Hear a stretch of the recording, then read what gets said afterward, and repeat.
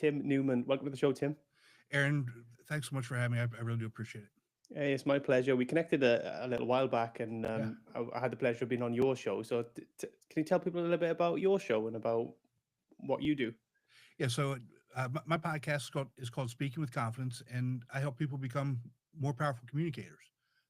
The without getting into really too much detail, the first time I was tasked with standing in front of people and talking, I threw up in front of them and um, went on to become a college professor and now a podcast host. And I really just help people not throw up or not sweat all over the place and just be able to be free and open and be able to have conversations. Yeah, it's nerve wracking, man, and getting up in front of It is. people and talking, and especially if you've got a crowd of people in front of you, you stand up in the room and all eyes are on you. I remember the first time I ever spoke in front of an audience, essentially, and wow, you say things you don't mean to say, you stutter, and you're standing there, you're shaking, you think everybody can tell how bad you are, and Right. it's a full blown nerve wracking experience all by itself. Yeah. You think everybody's judging you. Your hair's out of place. Why would you wear that shirt with those pants? Uh, you know, oh, I can't wait to see what this bozo says. He's gonna be wrong. Whatever. It's all those things that nobody's actually thinking. The only person thinking about that stuff is us, and it's our inner voice having that conversation, doing it to ourselves. Yeah, absolutely. Tim, take me back to that first presentation. Then, what was Oh that my all gosh. about? And Oh my gosh. tell me about it. So yeah, you gotta laugh. You got to be able to laugh at yourself as you go through this life, right? So, so this is a long time ago. I'd gotten out of the military and started college, and over here in the United States, everybody doesn't really matter which institution you go to. Everybody has to take a public speaking, speech communication class, whatever they call it, right? Where you get up in front of people and you give speeches, that sort of thing. And so the first time they took the class, you get the syllabus. I said, "There's no way I'm doing this. I'm just not doing it." And I'm really good at getting out things I don't want to do. I'm good at convincing other people to do things. And so fast forward to my senior year, my advisor said, "Tim, if you want to graduate, you have to take this class." So I said, "Okay, there's no way of getting out of it." And so I go to the class, and it's my turn. It's my day to get up for the first time and do this presentation. I don't even remember what the presentation was about. But you also have to remember this is back in the early 90s, 1990s, where we had computers, but we don't have computers like we have them now. We didn't have PowerPoint. We didn't have. I had a transparency projector with some transparency slides that I had actually written on, like my own handwriting on. Stand up at the desk with the lectern with my notes, and I get ready to talk, and I literally threw up right there in the classroom on the lectern right there. And class had a good laugh. I obviously didn't finish the presentation that day, but I also obviously graduated and got through it. And it's again, I still to this day don't know why I was so nervous and upset. Because at that point in my life, again, I'd been in the military, I'd been an athlete, I'd been in pressure situations, I've been in those types of things, but the fear of standing up in front of 20 other peers and give it a 5-minute speech on whatever it was caused me to throw up. Yeah, and it's like you said, we do it to ourselves as well. Like, that's Yeah, self-induced anxiety, really. That we yeah, we we we cause all that nerves and all that fear ourselves. Because 9 times out of 10, when we're talking in front of people, especially in them sort of environments, I've done that in a classroom environment. mhm, In the RAF, when I was in the RAF, and we used to have to do presentations, and that was part of our training and stuff. right, Um, and everybody actually wants you to succeed and do well because yes, they go through the same thing. But we build this anxiety up ourselves, and the nerves and the thinking that, oh, we're going to fail, people are going to make fun of us, X, Y, and Z, and it's our own doing, really. yeah, it really is. What was your most, um, I wouldn't say embarrassing, but your most anxiety laced moment getting up in front of people? What do you mean? Sorry, but So I threw up. I mean, when you would stand up in front of people, you know, what's your anxiety, portray itself as? Is it sweating? Is it nervous ticks? it's probably. a little bit of shaking. I think my Okay. hands Oh shake yeah, a yeah. little bit. So then Mhm, it's trying to control. I was very conscious of that. So whenever my hands were shaking, I was very conscious of it. So I was mhm, gonna trying to hide that, mhm. but then you either go by trying to hide it, you either go over the top by doing too much with your hands, or you do too little and you're trying to hide away and you kind of hide behind the lectern, or Yeah. essentially, and you're afraid to come out and use your body language, and your shoulders hunch over, your head comes down, and you start It kind of you ducked below almost, the computer screen. yeah, you're almost trying to hide whilst you're up there. Yeah. Yeah, that was kind of me, really. Yeah, and that's I say it's normal because it is normal, but you know, as we get older and as we become uh, a- a- I wouldn't even necessarily say professional because it doesn't really matter what we do in life. We have to be able to communicate in front of people. I mean, that's just what it is. So you know, we have to figure out how to overcome it and just I say just get over, it, but obviously it's a little bit deeper than that and do the thing. You know, so there is a process to be able to do that, and you know, again, whether it's in a team meeting, if it's in a job interview, if it's standing up on stage, whatever it is, you know, we've got to figure out a way to just get over it and and be authentic, be ourselves, and whatever happens happens. Because again, like you said, everybody that's in the audience wants you to succeed. That's Yeah, the and bottom line. it's like we said before the show, Tim, that we're going live, Mhm. and we both said that we make loads of mistakes or say silly things, and that's part of it. That's part of why I go live, is that Yeah, raw. This is real. This is who we are. We're just having conversations, exactly. um, and not hiding behind kind of editing things out. And Right. I'll listen to this back, and there's no doubt I'll say the same thing about 3, 4 times Mhm. in it. Well, That's one of them. I say that all the time. I say all the time, and it absolutely irritates me. But I don't cut it out because that's who I am. I might, with time, get better at that and reduce the amount I say it, and use other words potentially. But at the minute, it's who I am. So I put it out there and just let people yeah, see it as it is. my take is right. I say right at the end of something, right? And the other thing over at least I would say at least every other episode, as I do the readout on my episodes, I say my own website wrong. How, how is that possible? It's your own website. How do you not know your own website after all this time? But I say it wrong, and I just shake my head. Sometimes I leave it in. Sometimes I cut it out. Depending on when I go back to put it together. I mean, if I get to because I'll start laughing if I get to laughing too long, I got to cut that out. But it's I'll leave it in because it's real, it's normal, it's what happens, and if people can see us who, and again, for those just listening, I'm using air fingers quotes, experts, because I don't, and I in no way think I'm an expert podcaster at all. But Same. if they see us and hear us accepting our mistakes and laughing and moving on, that will help them do the same. It's really not that big of a deal. Absolutely, and I think it's important to have that level of vulnerability as well, right? And not try Yeah, and pretend that you're. I mean, we're all people.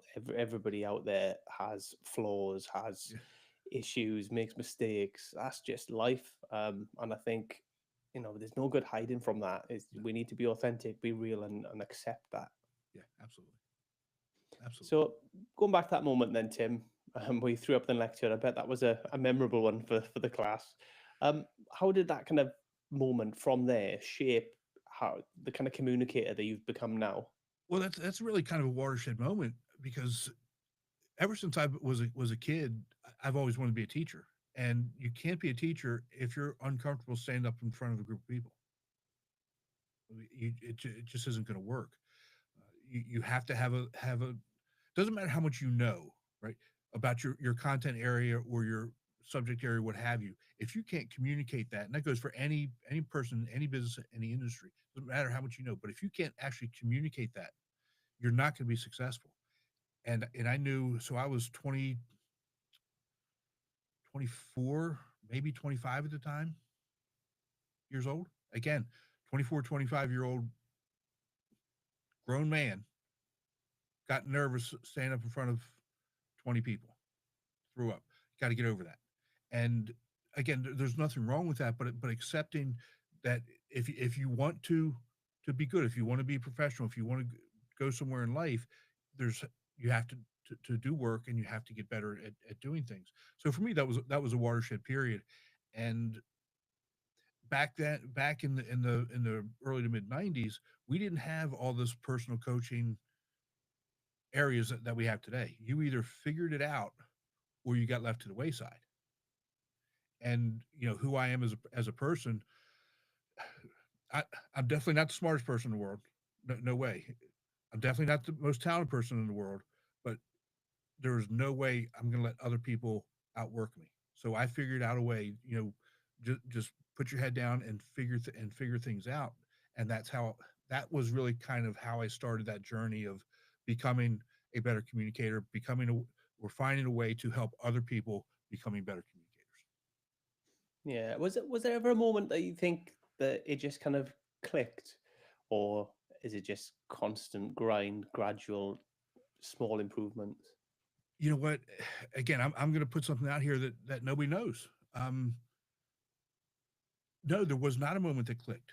So next week, I'm giving a keynote speech at a conference, and I'm nervous as hell. Good, bad, or indifferent. It to me, it's when I look at my process, it's all about preparation, and the more prepared you are, the better off that you're going to be to deliver this. And I think that if we understand who we are, and what makes us tick and what drives us, that's something that's going to help us get better at whatever it is that we do, because we're going to be able to address those things and move forward. So it's never to me really clicked. What's clicked for me is when people have asked me questions. So for example, when I was um, as a college professor, I would tell my students to quit saying uhs and ums. Just get rid of them. Just stop. And at one point, one of my better students came to me and she said, you know, you keep telling us to stop, but you don't tell us how to stop. That was a click moment for me. That was something that changed how I approached it, because I knew how I did it, but I wasn't communicating to other people how to do it, and or ways to do those things. So, for me, it's it's those things when people come to me and ask me questions how to do something. Those are the things that click in my brain. Okay, what's the process that I use? What's the thing that works, and how can I go ahead and communicate that to be able to help other people? Yeah, Tim, that's important as well, because a lot of people will say, "Oh, you just need to practice," but it needs to be purposeful practice as well. Like Yes. you need to be working on the right things, not Mhm. just standing there repeating the same issues over and over again. Exactly, exactly. And that's so important, because a lot of times people think practice is sitting at your desk reading your notes. That's not practice. That's sitting at your desk reading notes. Practice to me is delivering the presentation or talk or whatever it is in the same type of environment that you would be doing it. So if you're going to be standing up, stand up. If you're going to be in a big room, find a big room. If you're going to be in an office space, you use your bedroom or what have you, move around. Talk like you're actually giving the presentation. That's practice. Have somebody evaluate you. You, you know what? Everybody has this thing. It's called a phone, smartphone, that nobody uses as a phone. you know, it's a gaming Yeah. machine. It's a video camera. It takes pictures. You can text people on it. You can get your email on it. Nobody ever really uses it as a phone, but everybody has this thing, has a smartphone, and you can film yourself, and then you can go back if you don't have anybody there to critique you. You can go back and critique yourself, right?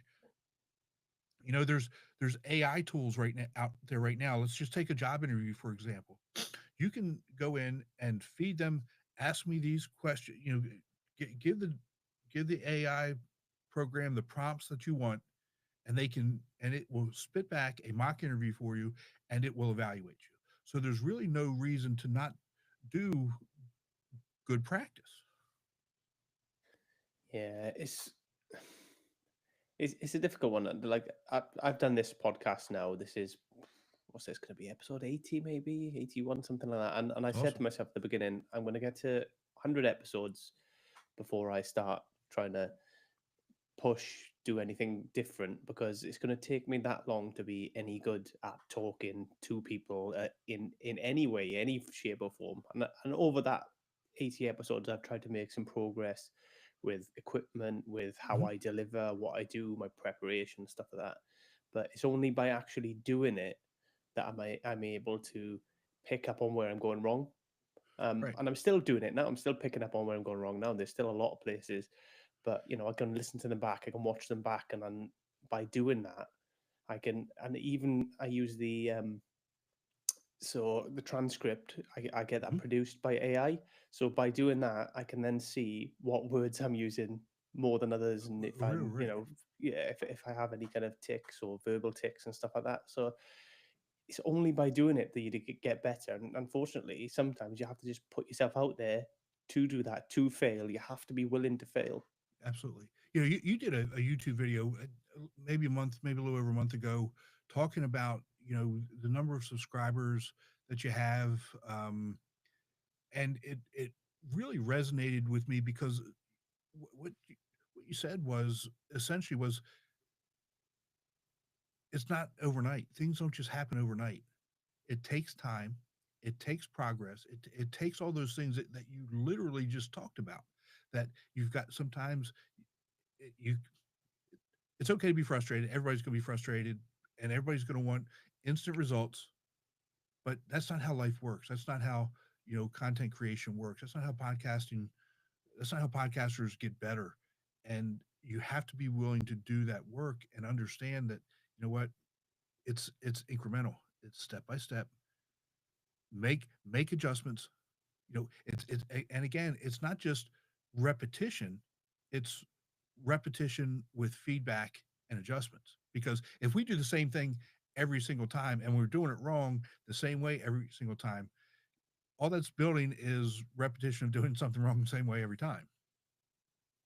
You might not even be doing anything wrong. You might just not be connecting with your audience. And that Exactly. goes for public speaking as well. If you're not Mhm. connecting with the audience, and even though you might have a fantastic message, you might be good at public speaking, if that message isn't resonating with the right people, then you're not going to grow, or they're not going to take the lessons away from it and the message away from it.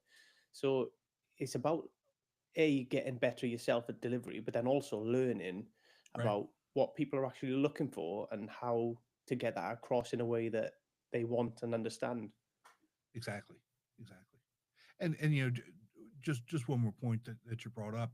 You know, it, it's not an overnight success. And if you look at the at and I don't necessarily measure myself against other uh, podcasters because how many Joe Rogans are there? There's one Joe Rogan. How many Alex Hermoses are there? There's one Alex Hermosi. But I can tell you when they get together with their team, I guarantee they go back and they critique it. We need to do better at this. You know what? I think we did a good job at this. Let's adjust these things. I guarantee that happens. And that's something I don't care who you are. If you're not doing that, you're probably not going to get Yeah, and that's where the exponential growth comes in as well. These better. people obviously they've done that from the beginning and made these small improvements, but when they get to the point where they have a team, then they have multiple people critiquing this all at once, Yep. critiquing all different areas about the delivery, about maybe the podcast, maybe the marketing, maybe whatever it is. But Right. it just becomes a snowball where everybody's constantly just critiquing everything and improving Yeah. over and over again, and then they become these unstoppable forces, really. Exactly. Exactly. But But again, you sh- I try to tell people what they should and shouldn't do. People can do what they want to do, but I would suggest that you not compare yourself to other people because you're different. You're you.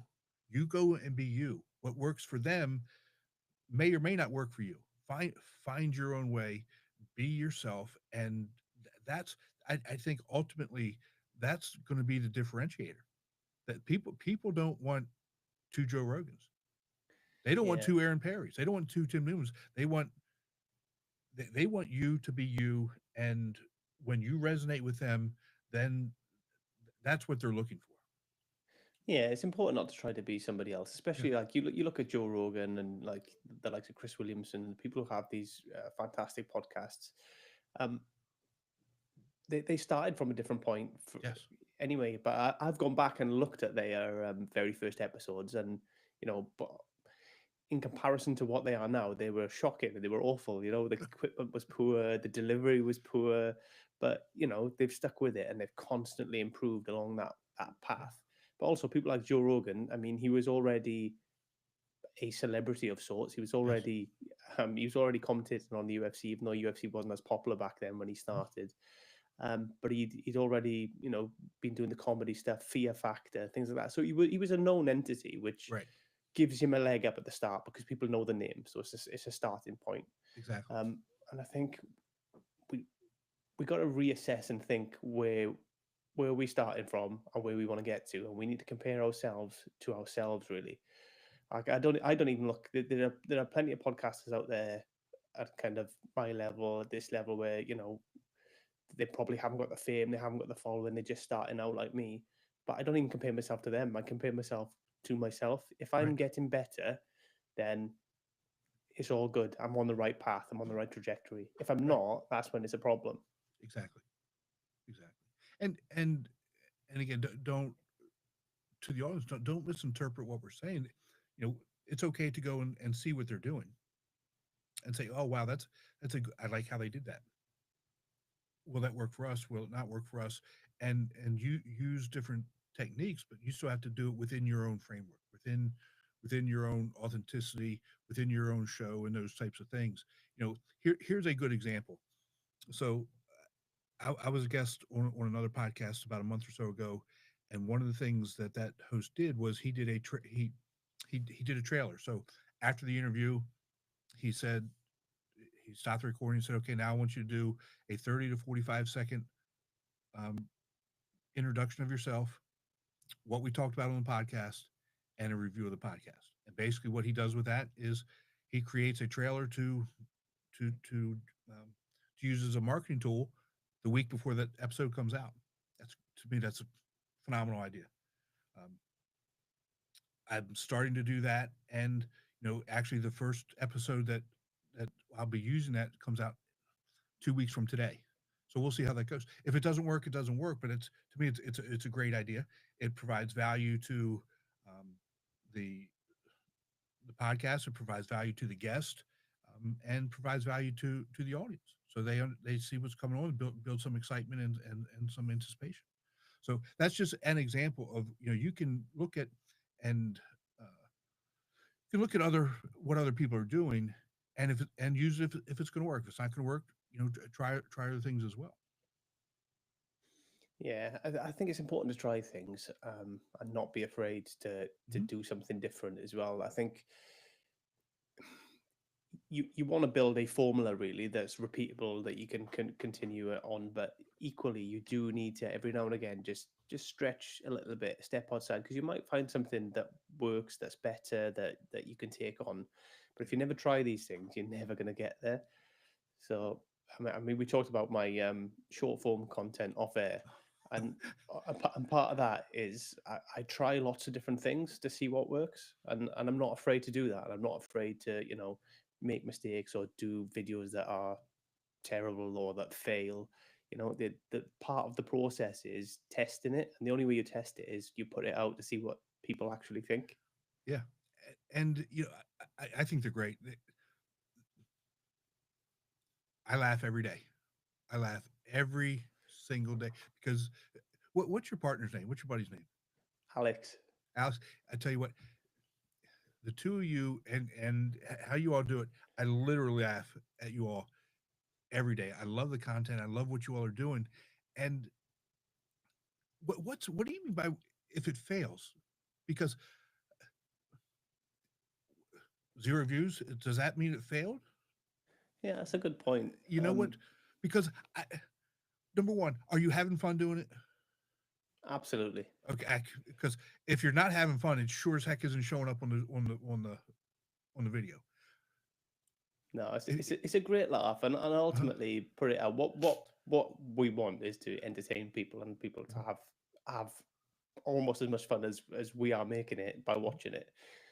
So that's the goal. And then I suppose if if it doesn't resonate with people, then you get a little bit disappointed. But you learn from it. You move on. You tweak. You adjust, and you critique and get better.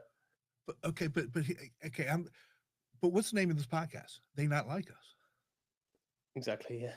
Okay, and so it's not going to resonate with everybody or even anybody, and that, to me, that's okay, because it's, again, you're having fun at the bare minimum. At the bare minimum, you're having fun, and you're practicing skills and getting better at certain skills. That so Yeah. It's it's getting better in front of a camera, Tim, as well for me, Yeah, oh, which absolutely. helps everything else as well that I'm doing. So I quite enjoy that part of it. It's a bit more difficult because obviously I don't script any of my podcasts. I do a little bit of prep. I'll have some Mhm. questions prep that I want to make sure I ask, so I get them written down in case I forget.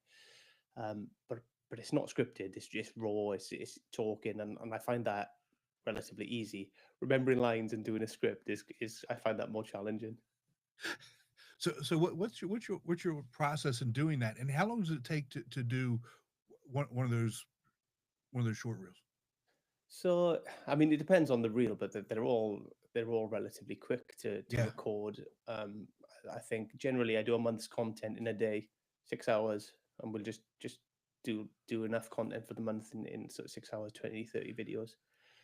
that's But I awesome. do all the prep beforehand, so Uh-huh. I write the script and figure out, right, what video I'm gonna do this week, what's the Mhm. setting gonna be like, what and do all the words in the script for everybody, and then we just run it from there. Um, but yeah, and the creative process I really enjoy. I really enjoy coming up with ideas. I need to get better at just jotting them down because sometimes they just come to you at the weirdest Yes. times when you're out and about or when you're off Uh-huh. doing something. And I've missed a few that I haven't put down because I forgot about it. So now I'm starting to make notes and put everything down so that I remember to do the good stuff that comes to me when it does come to me. Yeah, because I'm kind of the same way. I need to figure out a process to write stuff down or record it or some way. I spend a lot of my time in the car driving, and an idea will come into my head as I'm listening to a podcast that I'm really not listening to, but thinking about other things. And I say, okay, remember it. I repeat it to myself like 5 or 6 times. Remember it, so when you stop, you can write it down, and then I forget.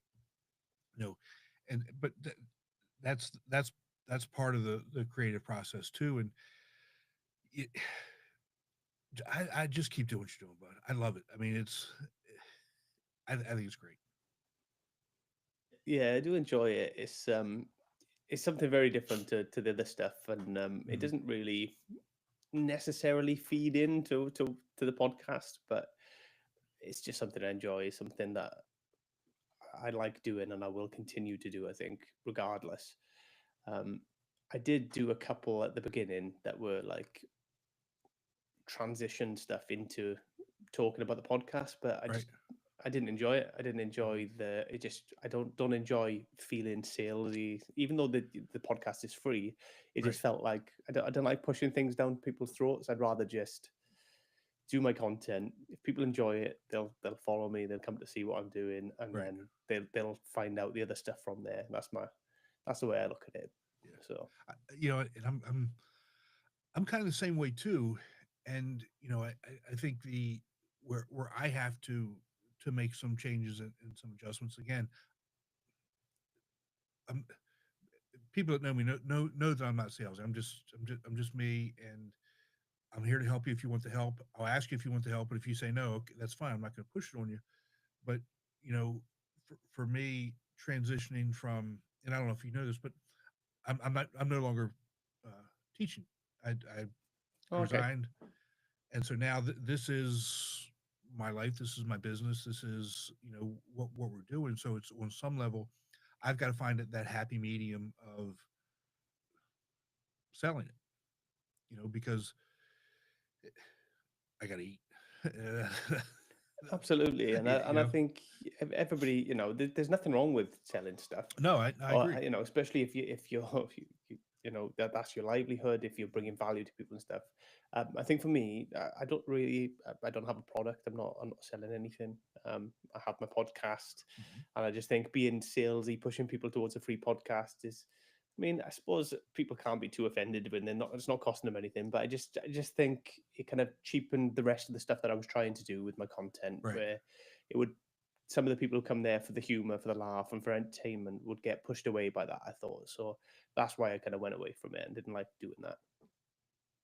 That's again, that's fair enough too. And again, if people are going to follow you and consume that, they're either going to listen to the podcast and your your video content, one or the other, or whichever. Again, it's all what resonates with those individuals. I'd love to have everybody in the world listen. I know that's not. Yeah, yeah. I It's know that's not realistic, no, no, and I think and that audience is going to grow over time. yeah, I think it's slightly different as well. I think a lot of your stuff, Tim, what you do, your podcast, but also the work that you're doing as well that we talked about. We'll talk about it a bit more in a second. Um, is about helping people and teaching people. So yours is from a different, that there's value to be gained there. Whereas my stuff that I put now on the short form side is just all entertainment. Really, there's nothing there. I'm not trying to teach anybody anything. It's all just humor, entertainment, something to just pass the time and to enjoy. So it's a different kind of environment. I think when you're teaching people to then take them to that, you're giving them stuff for free and you're teaching them, you're showing them your expertise, and then to take them to the next level where say, like, I can do this. There's a Hmm. service I offer. I think Right, that's a more of a natural transition than what right, I'm doing. right. I agree. I agree with that. And the only other thing I'd say is don't underestimate the value of that humor, because you never know where people are and on any given day. And let's just say they stumble on you on Facebook or they stumble on you on YouTube, and they're in a really they're in a bad place, and they click on your video and it puts a smile on their face and it changes their mindset, it changes their attitude, it changes their outlook, even if it's just for 5 minutes. That that means a lot to people. Yeah, absolutely, and it means a lot to me. If I can do that and I can have that effect on people, that's fantastic. Then I'm really really happy with that. But I just don't have a related product that Yeah, essentially is that's what I'm fine. getting Yeah, at. So yeah, it is what it is. I just want people to enjoy, yeah, be happy, kind of. Maybe it's just pass the time. Maybe it's just laugh at me rather than with me. But exactly. I'm okay with that. Yeah, it's good. Tim, when we spoke before we come on, you told me about this new venture that you've got. Tell me a little bit more about that. Oh boy. So, do you ever have trouble introducing yourself to somebody? You don't know what to say? Believe it or not, Tim, I would class myself as an introvert if that's even a thing. Hmm. I'm good at speaking to people that I know well, Hmm. but new people, I'm actually not very good at it. I'm not very good at kind of striking up conversation. Right. A friend of mine who I go to the gym with, he talks to everybody all the time. He can talk to anybody, and like these new people, and I can't. I don't know what it is. I don't have that energy or that desire to do it, and I sit there in silence while he's talking someone's ear off, and it happens so frequently. It's wild. And think about it from a different perspective. So, basically, what I've created a system that helps people have a formula to be able to introduce themselves in a stress-free way in pretty much any type of situation, whether it's a professional situation or personal, friendly, social situation. So let me just kind of give you a little bit more background. So um, I think it's clear that I threw up in front of people the first time I had to speak to somebody. So I'm going to give you two examples. One is me, and one is somebody who I've coached. So I was in a job interview. It was a phone interview. I was interviewing for a college professor position, and what I don't know if anybody knows this, but I'm a full time RV person. I live in a 42-foot bus, and so that's kind of the setting here. And as we're in the interview, we're talking about where we're going to live, and uh, we got to talking, and this is all within a minute. Like we went from living, what where I would be able to live, to me emptying the septic tank of the RV in a job interview. Okay, I never heard back from him. Didn't get hired. I don't know why, but that's just one example of not having a plan, not having a system in place, talking about who you are as an individual. And again, I'm all for being authentic. I'm all for sharing information, but we have to know the time and the place, and we have to have limits on that. So that's one.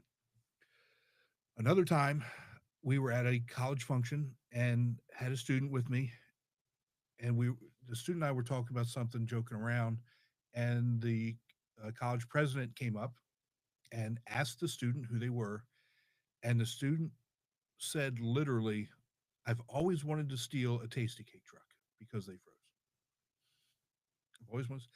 And so the college president just kind of turned around, looked at me, and walked away. Like, like it's my fault that this kid wants to steal a tasty cake truck. And all that was because that person froze, didn't know what to say.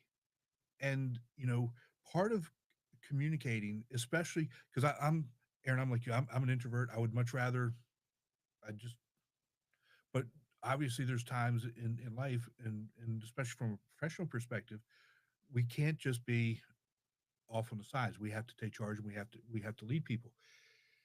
And so I'm creating the it's I'm still working on the name of it, but it's a way to introduce yourself, a 30 to 45-second elevator pitch that you can.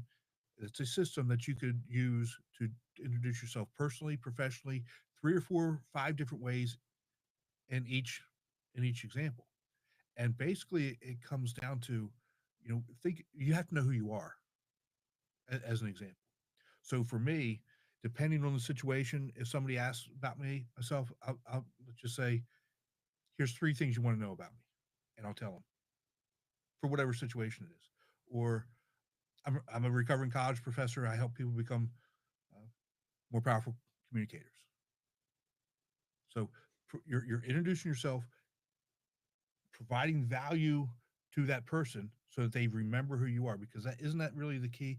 You want people to remember who you are and what kind of value you can bring to them. So it's really simple when you think about it, but it's complex because you have to do some deep thinking about who you are and what value you actually bring to other people. Yeah, it's quite difficult to do as well because actually I've been a guest on a number of podcasts now, um, and I know me, I know my life, Mhm. but actually articulating that to other people in a way, that doesn't make you sound insane for a start is it can be a challenge, and it takes you. I think it took me about 5 or 6 times as a guest to actually Mhm. get my messaging down to figure out who I am and how to deliver that across in a way that Right.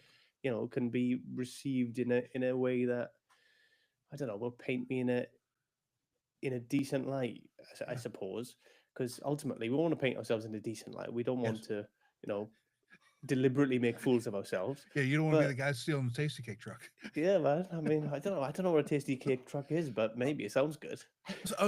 So okay. So here, let me explain to you. So Tasty Cakes are it's a company. They do snack food like um, cupcakes, and we got butterscotch crimpets, cookies. Just junk food is such, Sounds perfect to me. junk Yeah, junk I'll steal baked that. goods. Yeah, Yeah, me too. But I don't know that I'd tell a college president that I'd want to steal. But I mean, you get it. But that's you don't want to be that guy. yeah. No, I think it's a great idea, Tim. I think being able to do that and maybe having kind of different ones for different settings, if you will, different because as much as we are authentic and we are ourselves, there are still different ways we present ourselves Yes, based on the situation, and that's just absolutely. that's just social skills, really, isn't it? It's Mhm. just how you adapt to whatever environment you're in, whatever people you're speaking to, and stuff like that. So I think you're onto something, and I think it could really help a lot of people, especially post COVID, and the way that people have kind of become a bit more introverted. Yeah. Society's become a little bit more introverted, and people are finding it a bit more difficult. A lot of people work from home now and stuff like that. So I think you're definitely onto something. Yeah, I think so too, and hope everybody understands. It's a simple formula, but it's complex in that you have to actually think about who you are as an individual. What makes you tick? What do you like, etc. So again, as a for example, you know, I also do another podcast. I do the Golf Week Amateur Tour podcast, and this past weekend I was away, and uh, doing remote interviews at a tournament, and people ask me about it, and so I've got something that I say about that. So when I do that podcast, it's this is my persona, this is why I do it, etc. But I've already got that planned in my head what to say, so I don't have to think about it. It's almost second nature now, and once you do that, and once you can break the ice, having the rest of that conversation becomes so much easier because the ice is already broken. You've already gotten through that initial anxiety, and then you could just have a normal conversation with whoever you're interacting with. Yeah, I think that's key as well. I think that kind of you kind of set the tone early doors, don't you? By setting the Yes, tone, it kind of ensures that things kind of go well. I think if the tone is not set at all, or is set badly, then especially as a host dealing with a guest or something like that, it can really things can really veer off or go in a bad direction. But that's yes, the same for any conversation, like you said about exactly, the college president and stuff like that. It can things can just that first impression you don't get a second chance. So it's getting it right kind of enables people to understand who you are, bring their guard down a little bit, and allow them to kind of learn a little bit more about you. exactly, and especially from a professional perspective, if that could be the difference between getting hired or not getting hired, or even in the dating scene, getting a date or not get the date. It's whatever situations that you're in. um, I think it's just having because go back to what we originally talked about, the anxiety that we talk about that we put on ourselves, and as we go through that, that's what we're doing again as we enter into a conversation with somebody who we don't know. um, High stakes, low stakes doesn't really matter. We build up that anxiety in our own head. We have those negative conversations, and if you can have that system that you've practiced, that's going to come natural, and just have it, that anxiety is going to go away really quick, and then, like you said, we can just go on and have that normal conversation. Yeah, I think especially that beginning point is the most difficult point Yes, because you just a lot of the time I've been there myself and your mind just goes blank and you don't really know what to say. So having that initial part that you can set the tone, set a bit of a foundation for the conversation, and then it can flow from there. But even if the conversation doesn't flow from there, you've not made a fool of yourself. You've left a good impression. You can leave it at that. And you can reapproach another day. Might be a better time, a better environment, a better situation to have a conversation next time. exactly. Yeah, I think it sounds good, man. I think it's quite interesting, and I think a lot of people need help with kind of that confidence in speaking to people, be it in that one-on-one setting, be it in a public speaking forum. Yeah. I think a lot of people kind of need that. Well, I'm here if you need it. That's my sales pitch. you know. Yeah, and where can they find your podcast as well, mate? Because your podcast is really good as well. So obviously they can pick up tips and maybe try things out that they hear on your podcast as well. Yeah, so the podcast is Speaking with Confidence. It's on all the major platforms: Apple, Spotify, iHeart. It can also be found on my website, timnewmanspeaks.com. Got it right that time. Um, pretty much anywhere you listen to other podcasts, it's on YouTube as well. We do both the video and audio versions posted on YouTube. Yeah, I think it's important nowadays. I think a lot of people kind of like the video to go with it.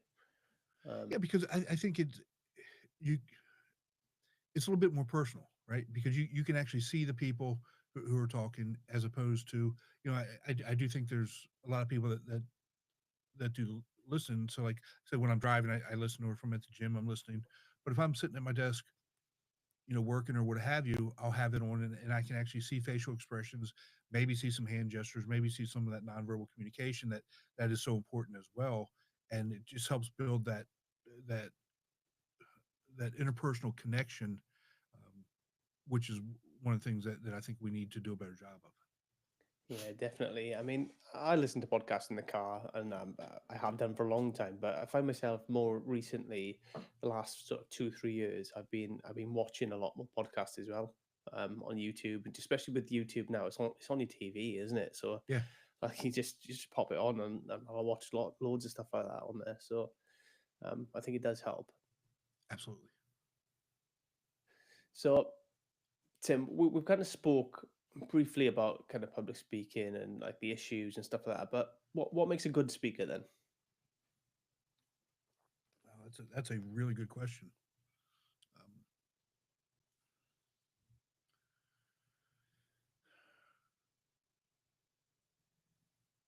I think something the most important thing is connecting with the audience. Doesn't really matter what your message is if nobody is receiving the message, or if it's if it's not landing on the audience, you're just talking in thin air. Um, so I think one of the characteristics of a good speaker is knowing who the audience is and tailoring your message to the audience so that the audience is getting the message that they want to hear or need to hear, um, from you, the speaker. I think that's probably the biggest and most important thing. Yeah, absolutely. And I like to think about kind of stand up comedy when I think about speaking, right? Yes. Because they go around, and before we see this magical tour that they do and the fantastic gigs that they do, they go around and they practice their set in lesser known venues, and they Yes. tweak and adjust and amend. And the reason for that is they are looking for what resonates with people and what lands, and sometimes just tweaking the delivery and improving the delivery and stuff like that. And I think Mhm. that's where what I try to learn from anyway, and where other people, it's difficult in a podcast format because you're not getting that live reaction from people. Right. Essentially, you get that down the line. You have to watch it back yourself. You have to maybe potentially get a bit of feedback from the audience, stuff like that, feedback from guests. But when you're public speaking or you're speaking to people, you can get that live feedback to see, did that work? Is this working? Is this having the effect that I desire? And I think you can learn from that, and you can tweak and adjust your message and improve as you go forward. Yeah, and you said something that I've been beating myself up over for about 2 3 months. You know, how do we how do we improve the feedback from the audience so that we have a good idea that we're actually resonating? Downloads is one thing, listens is one thing. The percentage of time that they're listening is one thing. But what I want, and I know it's hard to get, is I want to either talk to them. Hey, what do you like? What do you not like? Um, Send me an email, send me a message, so that, because I'm that person that's in my head. Okay, yeah, you're downloading it, but are you going to do it again? Are you going to do it this week? Are you going to do it next week? And what's, because if I know, or if I have an idea what you want to hear, I'll do it. I'll do a topic on it. I'll do those types of things. But I don't think, the go back to radio. I mean, you're a little bit younger than me, but you're old enough to remember radio, uh, sports radio, talk radio, music radio, what have you. They knew what to play because the listeners would call in. We want to hear these songs, right? They knew what to talk about because the listeners would be calling in. We want to hear this.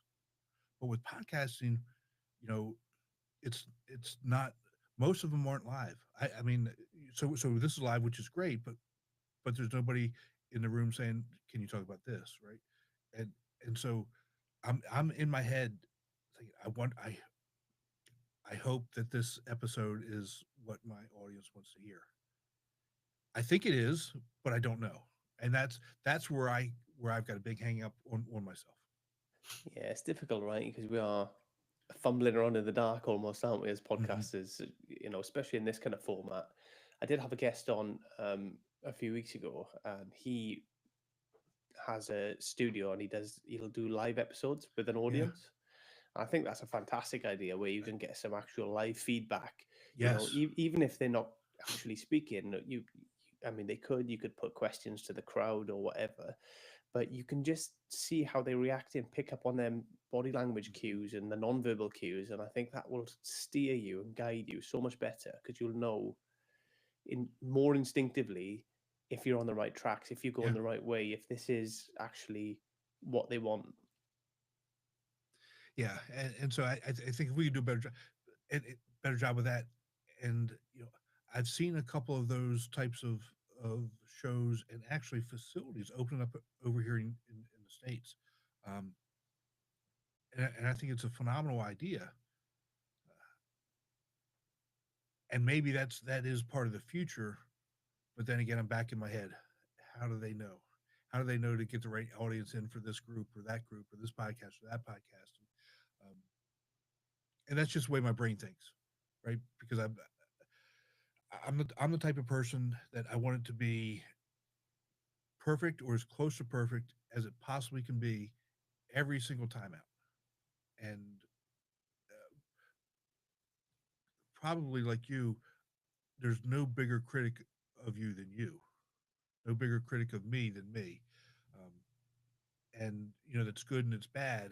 And I think what I'm talking about now, that's probably the bad side of being your biggest critic, is always questioning if what you're doing is right, even though some of the traditional metrics that are out there are saying, okay, yes, you're doing something right. We just can't tell you what it is that you're doing right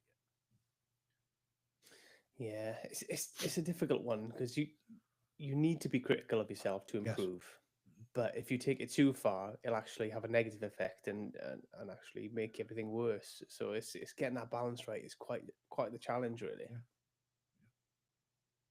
But yeah, I'd love to try one of those live shows, just to see, what kind of how it feels and what Yes. you can pick up from that from other people. I think I haven't seen any in the UK. I think the chap I spoke to, he was based in the States somewhere. I can't remember exactly where, but yeah, it sounds like a really good idea to me, and it could potentially have legs, Yes. where people kind of set up and do that.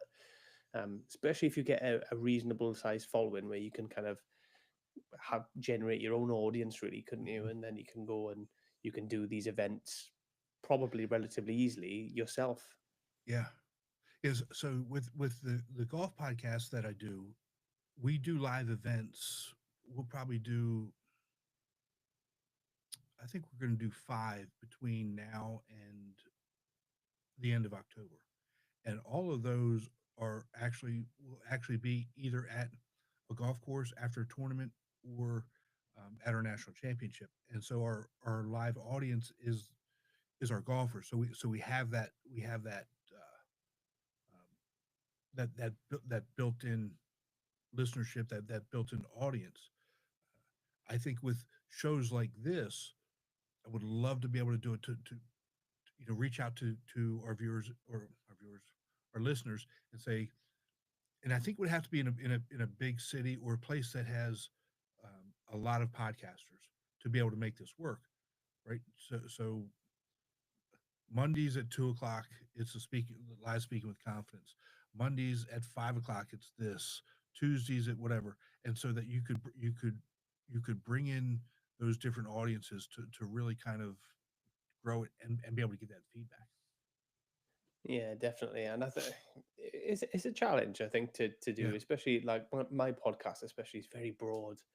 Um, the theme running through it is self-improvement, essentially. Right. However, self-improvement has so many different, it could be anything, couldn't it, Anything. really, when you think about it? So um, that is part of the challenge as well, is having that, if you're more niche, I think like yours is about public speaking, and I think it's a bit more niche, and you could actually get an audience and get a Hmm. bit more of a following, a lot more easier. That's not very good England, is it? It's, that's all right. A lot more easier, A but lot more.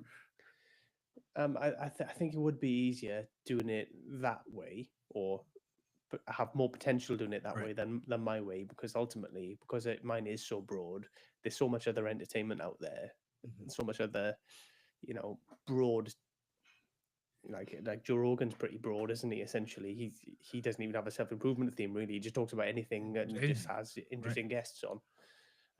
So it's one of those. I think it'd be more difficult for me, but anybody with a niche, I think there's potential there Yeah. definitely.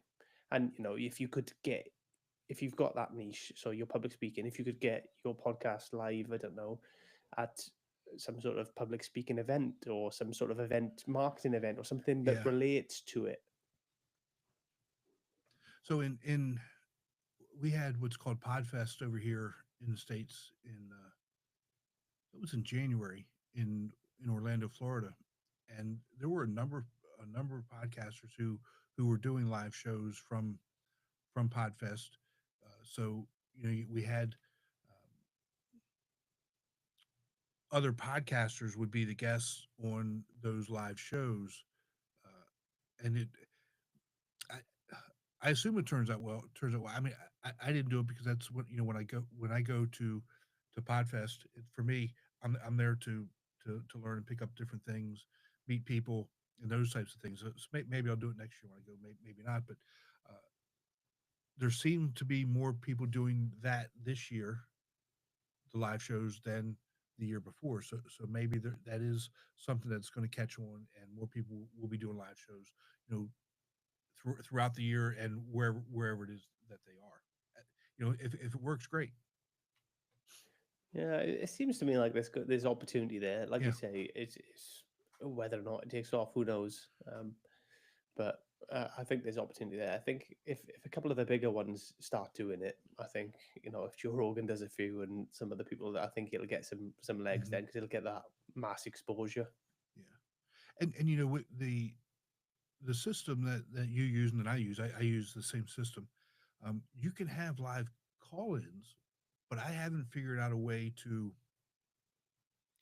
number one, broadcast that out, and then be able to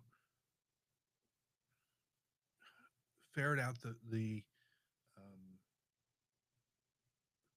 the people that would actually, because anytime you do something that you run the risk of having people come on that are going to say and do things that really are not germane to the show or shouldn't be on, to ferret out who you're actually going to let in, to really vet them before they come on, right?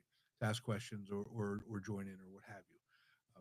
So that's another issue as well.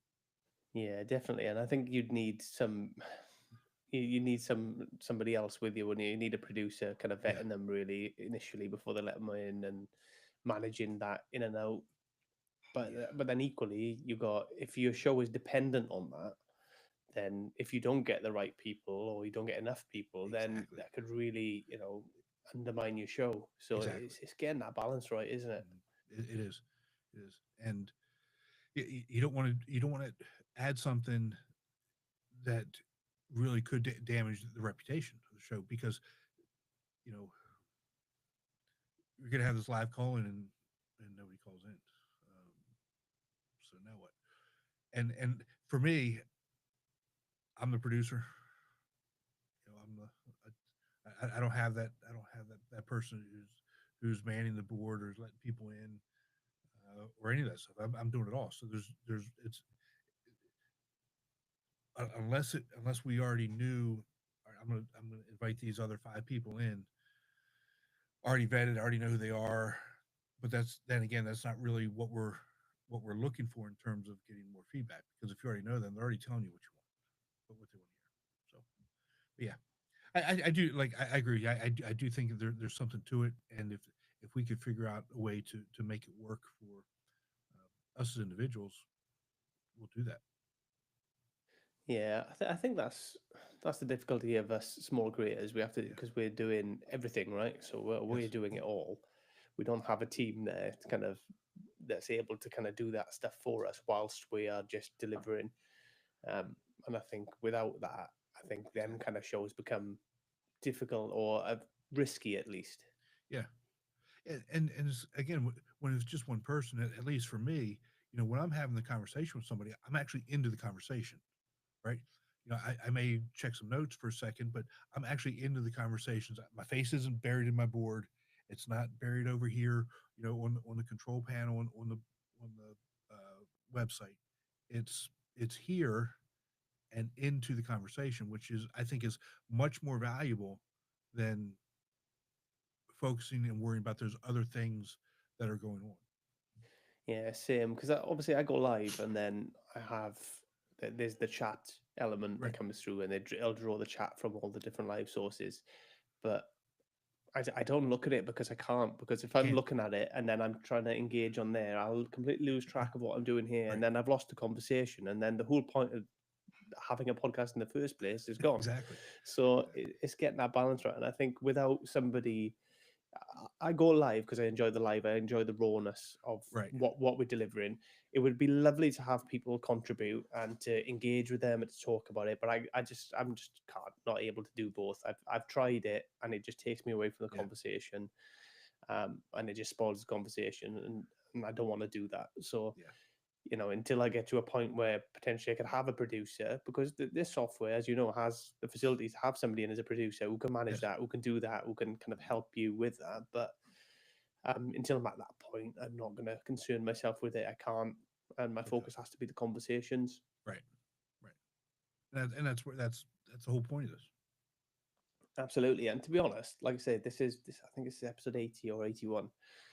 I've had I've met some fantastic people. I've had Yeah. there's people that I'd say the majority are in the United States as well. So I've met people I would never ever would have met Mhm. otherwise. I had conversations I never ever would have had. So Yes. I love that, and I don't want to sacrifice that just so I can have a question that somebody might even be being offensive or messing about or doing something silly. So Exactly.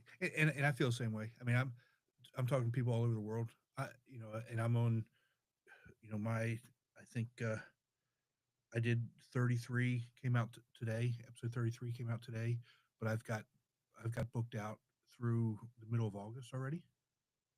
And so all these people that I've spoken to again from all over the world, um, it's yeah, it's good, man. And you do the other podcast as well, the golf yeah, one, and you guest on shows. So yeah, it's a lot, and for a lot of that time. Because when did you resign? Because last time I spoke to you, you were still working. So it's only yeah, recent that you've. yeah. So when the semester ended in December, that was it. Actually, that's not true. Um, I officially resigned in the middle of January. So the semester was over in December, but there's I don't think over my entire career that when the semester was over, I didn't have somebody who I was still working with through January. So I resigned middle of January. But essentially it was December, and that's actually freed me up from doing. I do the golf podcast is every other week because that's just there's too much. There's not enough content to do something every week, and it's a lot of work. And so that's an every other week one. And this one, the Speaking with Confidence podcast, was an every other week one. But starting in January, that became weekly. And so I'm producing at least one podcast a week, sometimes two. And again, like you said, the guesting that I'm on, and I'm booked out for interviews, like I said, through middle of August. And so, shoot, Yeah, that's brilliant, I man. mean, it's the people that the people I'm talking to. And here's the piece that really kind of struck me, and it probably didn't hit me until September. It doesn't matter where you are physically located in the world. All of us are dealing with the exact same things, the exact same issues. You and I talked a little bit about, offline about some of the things that are happening in the states politically. Um, it is what it is. Not getting Yeah, into it, but I mean, eh, we're all dealing with the same things. We're all dealing with the same things professionally. We're all dealing with the same things personally. We're all dealing with the same communication issues. We're all dealing with the same things that happen in business meetings. And it's that's what really kind of struck me, that nobody is free from these things, and we all kind of need to figure out how to navigate this thing. And we actually have the technology now. We have access to be able to talk to people across the world. How are you all handling it? How does this culture handle that? It's it's very eye-opening, and I've loved it. It's been fun. yeah, absolutely. We all have a lot more in common than we Absolutely. think, really.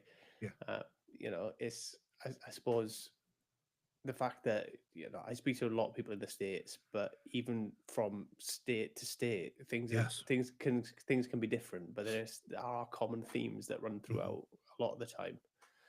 Yeah. Um, And so you talk about the state to state issues. So I live in South Carolina, which is southeastern United States on the Atlantic Ocean. Um, I did a tournament this past weekend in Florida, 5 hours away, and when I drive to Florida, the entire field is different than it is here in South Carolina. But but politically, we're very much aligned. South Carolina is very much aligned with Florida, but the feelings are different. How they talk about things are very different. Um, and I'm not saying it's good or bad. I'm just talking about this. This is what it is, and this are how the conversations go. Georgia is also politically aligned with South Carolina and Florida, and when I'm in Georgia, the conversations are also very different. So it's funny. It's funny that's what it is, and I can be in Georgia in 45 minutes from where I live, and it's really no different than being in Europe. I mean, yeah, you're not going to France in 45 minutes unless you're jumping on a plane, right? But I mean, but going between France and Spain, I mean, it's you know some of those same things occur, and just understanding the difference in the culture of how they deal with certain issues for me has opened up a lot of eyes. yeah, absolutely. There are a lot of differences. There are a lot of commonalities, and I Mhm. think just we just got so much we can learn from each other. I think Yeah, anybody. I think I've learned something from everybody I've spoken to, and that just goes to say about how much we don't know and how much other people's yes, experiences can hmm, help us or can make us. Even a lot of the time is it just makes you think about something in a slightly different way, and I think absolutely. that's Hmm. so powerful and can really challenge your own beliefs because what I find so I don't I live in the Midlands in England, whereas I'm originally from Wales. So I've moved. The culture is different. The people are different. Right, Um, but there are a lot of people I go back home that are still living where they were born, where they grew up, and they're still in that almost. It's almost a bubble right. where they only know this one way of life and this one way of thinking almost. Um, but then when you go out and you experience different places, different people, you spend more time in other areas, it really kind of opens your mind and challenges your thinking and makes you think about things in a broader, more nuanced way, really. Yes, and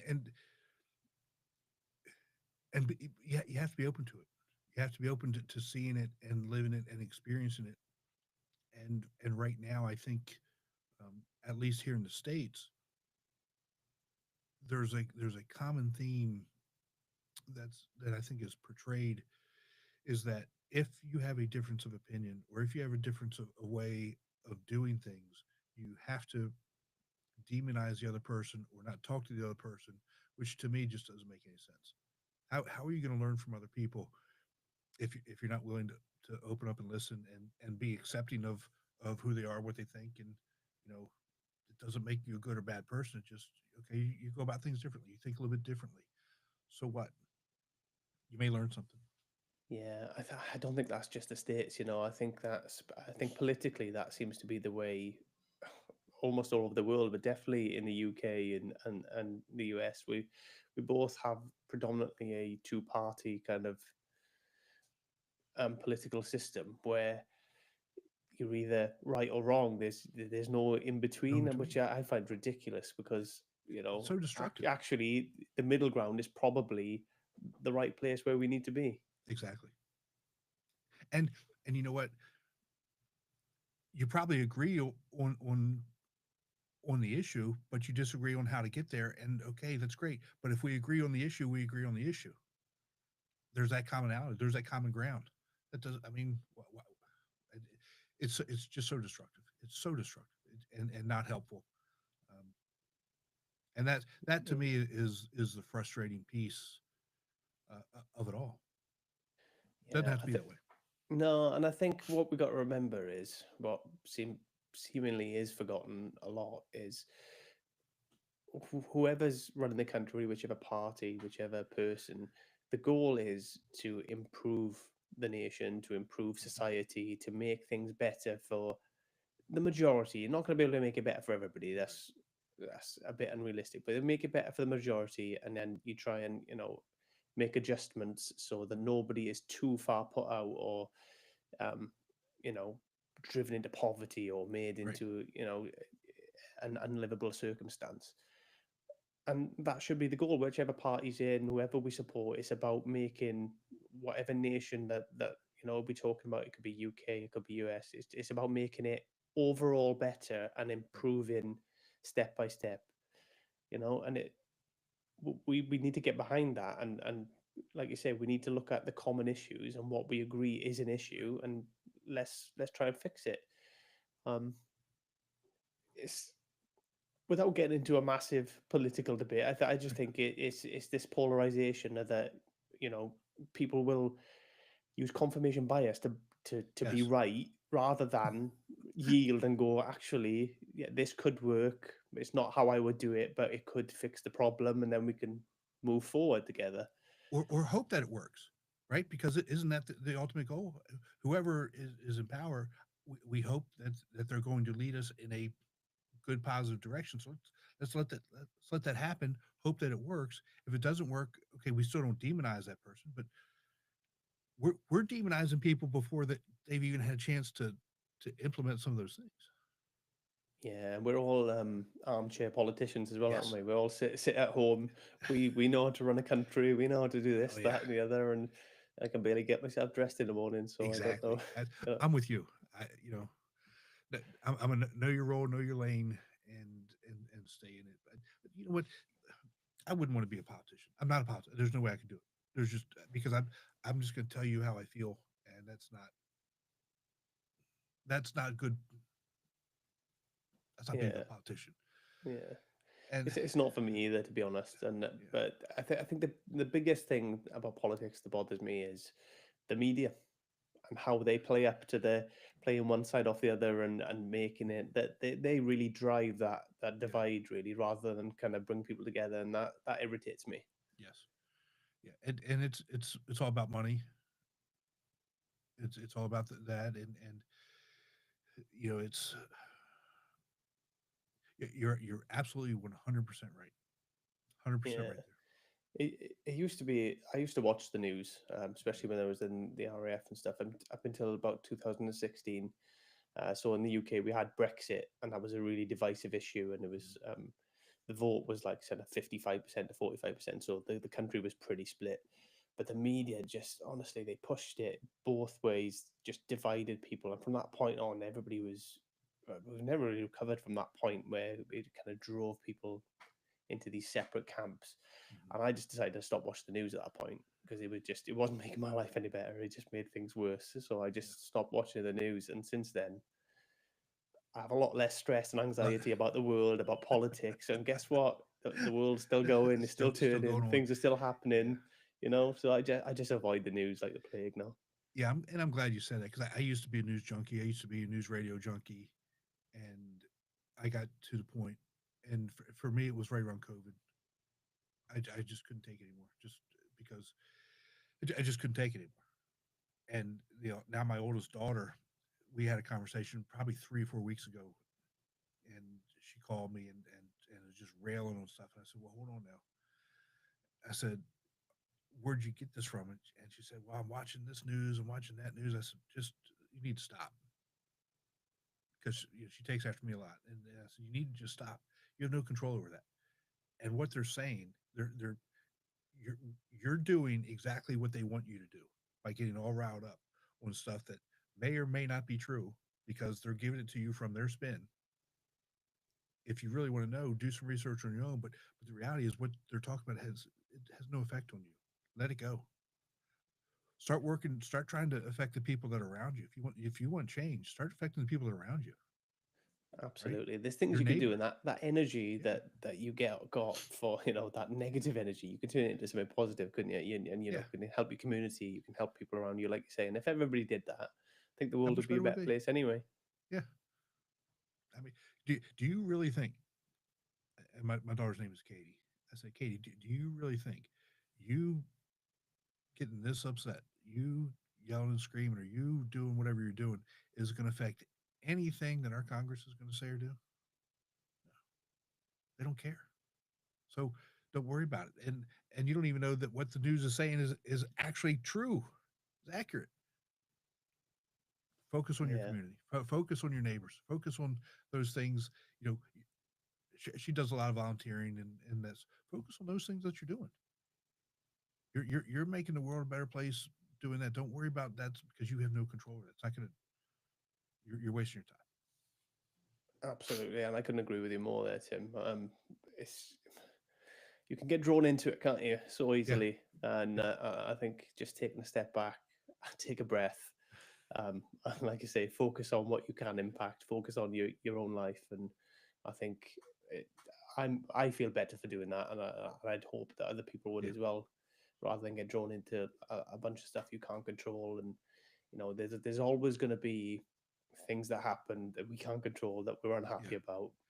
So why spend the energy on it? Exactly, exactly. Cool. Um, Tim, I've taken up a lot of your time. I only normally run for an hour, and we're on an hour and 20 now, so I don't want to steal too much of your time. But before we do go, do you have any kind of final thoughts or messages that you want to leave people with? I think that probably the biggest message is stop stop worrying about what you think other people think about you. Start focusing on yourself and what you do and who you are and how you can make yourself better and how you can make those around you that are better. And from a communication perspective, whatever that inner voice is, whatever that inner imposter syndrome, you can't do it is, let that go because it's your that's you talking to you. That's nobody else talking to you. Just let it go. Absolutely, and that's amazing advice, to be honest. And I think if people can do that, I think they'll be a lot happier, and they'll live their lives in a way that makes them happy, I suppose. Yeah, absolutely. Tim, let's see if we can get it right for a second time. Just remind people of your That's a, website. that's a lot of pressure, man. That's a lot of pressure 2 times in a row. it's it's timnewmanspeaks.com. Perfect. Was that right? Yeah. Yep. timnewmanspeaks.com. Yeah. Oh yeah, Perfect. that's right. There you can find all kinds of things. You can find the podcast. You can find the formula for public speaking. You can download a free ebook and sign up to get our newsletter. Amazing. And I look forward to your coaching coming out as well with your kind of elevator speech kind of approach, because that sounds really interesting, and I think it could benefit a lot of people. That actually. Yeah, I'm hoping that's going to be ready probably the middle of April. Um, you know, Cool. like I said, I've got this keynote that I'm working on coming up next week, and so that class has been kind of put to the back burner. And here's the key, because I'm actually doing the preparation and practice and those types of things that I tell other people to do. So I'm putting that class off for a little bit, but yeah, No worries. middle of Well, April. Tim, when it does come live, and it's up and running, you just if you drop me a message, I'll get you back on, and we'll let people know a bit more about it, where they can find it, and stuff like that. Aaron, I appreciate that. That's awesome. Tim, it's been amazing talking to you as ever. You've been an absolute gentleman, so thank you very much. I'll just say goodbye there. Love it, bud. Good Thanks, talking to mate. you. We'll talk to you soon. Take care. Bye.